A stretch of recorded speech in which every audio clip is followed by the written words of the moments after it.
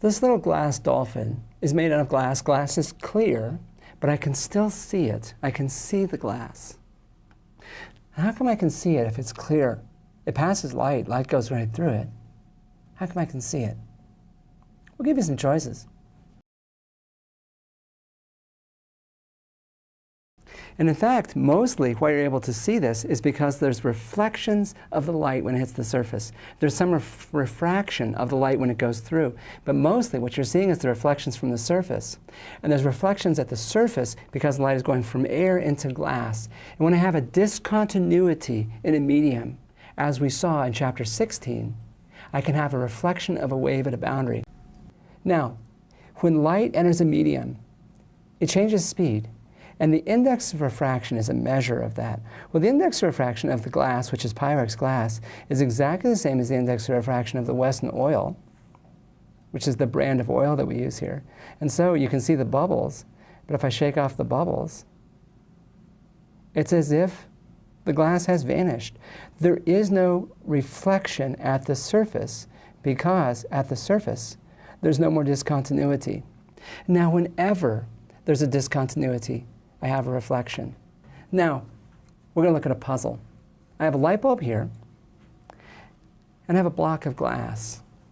And if I look at the reflection of the light bulb in the block of glass, I can clearly see there are two reflections. So, single light bulb, but two reflections. Now, why are there two reflections of the light bulb? We'll give you some choices.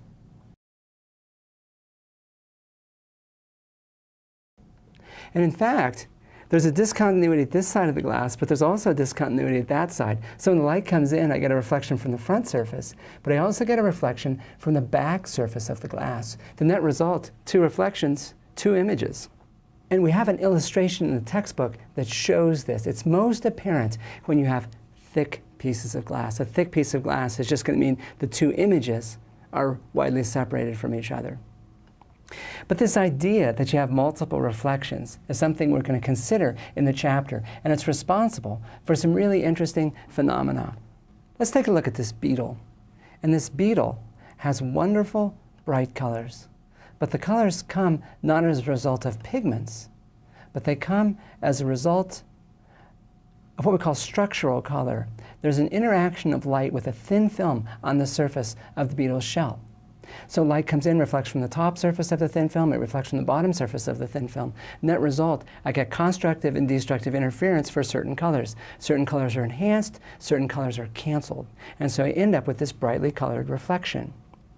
The same thing happens with this piece of glass right here. I have this piece of glass. Now, if I look at the light that's reflected from this piece of glass, it's definitely got a pinkish cast to it. But if I look at the light that's transmitted through the piece of glass, it's definitely green. And that results from a thin film interference with a thin metal coating on the piece of glass. And so I get a single piece of glass, which apparently has two different colors. So that thin film interference, the reflection from the top surface of a film and the bottom surface of a film, is something we talk about in detail in the chapter, and it's responsible for the colors of glass, but it's responsible for colors of things closer to home. Soap bubbles.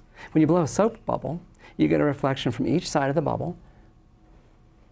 And so if you look at the bubble and look at its colors, if we look at the reflection of the lights in the bubbles, we can see the colors change.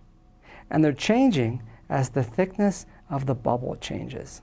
So the bubble actually is made of clear solution, but I get the thin film reflection from the two different sides of the bubble that leads to these different shimmering colors. Everything we've seen today relies upon this wave nature of light. We've used this wave model to describe light. But there's other ways to think of light. And in chapter 18, we use the ray model. And it turns out the ray model is extremely practical if we're considering things like lenses and image formations. We'll see this in the next chapter.